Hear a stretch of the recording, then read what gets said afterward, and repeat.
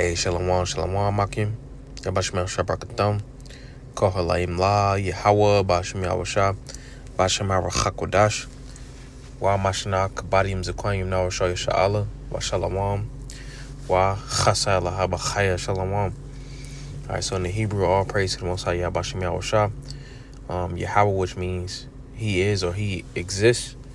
By Hashem in the name, Yahweh Shah, he delivers. Alright. All praise to the Most High Yabashim Yahushua. Double honor to the elders of Israel, who are the elders and apostles of Great Millstone. All right, and peace and mercy to the elect. All right, so this is an article in RT. It reads, "Abortion ruling triggers violent extremism warning." All right, it says repeal of the Roe versus Wade is likely to stoke violent unrest in the United States. The DHS's intelligence wing says the U.S. Department of Homeland Security has predicted a spike in domestic violent extremism in response to a Supreme Court ruling which overturned federal abortion protections. According to a memo obtained by Axios, it says the DHS intelligence unit issued a message to the law enforcement agencies, first responders, and private sector partners on Friday, warning of renewed violence over the Roe versus Wade decision, which has already triggered protests in the nation's capital and other cities across the country.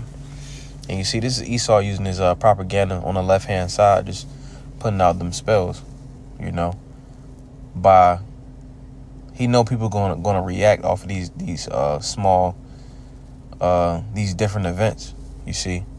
So he using that to his advantage, what he thinks is to his advantage. All right,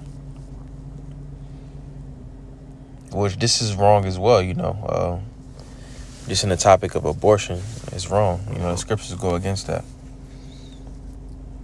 I'm just gonna browse through a little bit.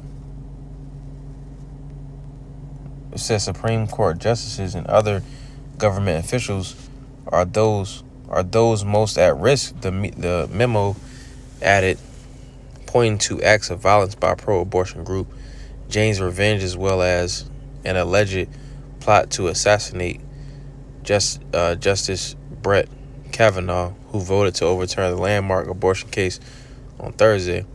Abortion clinics, reproductive health care facilities, and faith-based organizations were also named as possible targets for violent actors on both sides of the controversial issue.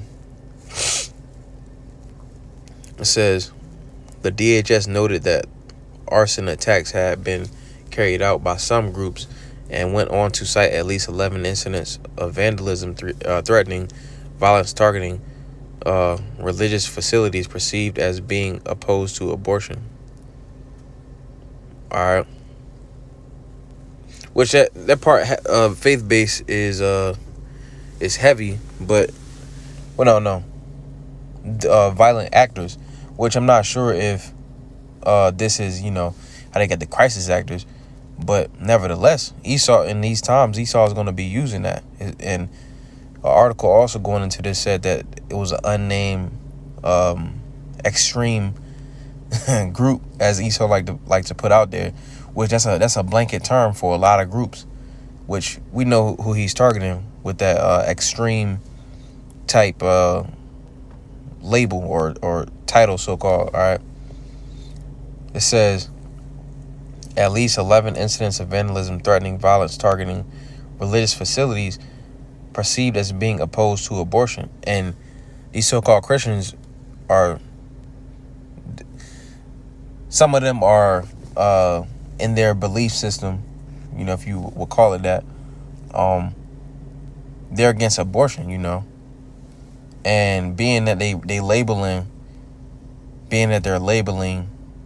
it's a blanket term for all the so-called extreme groups. We know where this is going through the spirit. All right. This is Americans' freedom of speech and right to peacefully protest our fundamental constitutional rights. Those rights do not extend to violence and other illegal activity. A department spokesperson told Axios adding that the DHS will continue working with our partners across every level of government to share timely information and support law enforcement efforts to keep our community safe. All right. And what do they like to go into? They like to say that certain groups, chiefly the men of the Lord, they like to say that we're violent, which that's not the case at all. The scriptures speak against that. The scriptures say to live at peace with all men, roughly paraphrasing. Let's get some precepts though. This is Matthew 24 and verse 3. It says, "And he sat upon the Mount of Olives. The disciples came unto him privately, saying, Tell us, when shall these things be? And what shall be the sign of thy coming and of the end of the world?" You see, so they was asking the Lord, when are going to be the what are going to be the events that take place before Hamashiach Yahushua comes back. Verse 4. And Yahushua answered and said unto them, Take heed that no man deceive you. For many shall come in my name, saying, I am Hamashiach, and shall deceive many. And that's what you got going on right now. There's many people saying, yeah, the Lord sent them. They took it upon themselves to, push the word like they would say in their mind. But just point being, there's a lot of false prophets out here. And they're going to deceive many. You see. Verse 6, and ye shall hear of wars and rumors of wars. See that ye be not troubled, for all these things must come to pass, but the end is not yet. You see, and that's what we're hearing. Wars, rumors of wars, commotions, these different countries going back and forth. Verse 7, for nation shall rise against nation, and kingdom against kingdom, and there shall be famines. You see, we got famines, we got a shortage of pilots, we got a shortage of food, we got a shortage of supplies, of resources, and pestilences. You see, you got the MP, you got the CV, earthquakes, which just took out 1K, 1,000 people. The Lord took them out. The Lord is known by his judgment, and he sent those earthquakes as judgment. And that's just another sign that we're in the end times in diverse places. All these are the beginning of sorrows. You see, this is the start of it. It's only going to get worse from here. Verse 9, then shall they deliver you up to be afflicted, and shall kill you, and ye shall be hated of all nations for my name's sake. You see, and it's going to be a certain number of brothers, a certain number of us that are delivered up to these councils, because we push in the name of Yahweh Bahashim Yahushua. We prophesy against his kingdom. All right. And being that this whole Roe versus Wade is basically you call it a psyop, if you will, because they just putting it out there to get a reaction out of the people.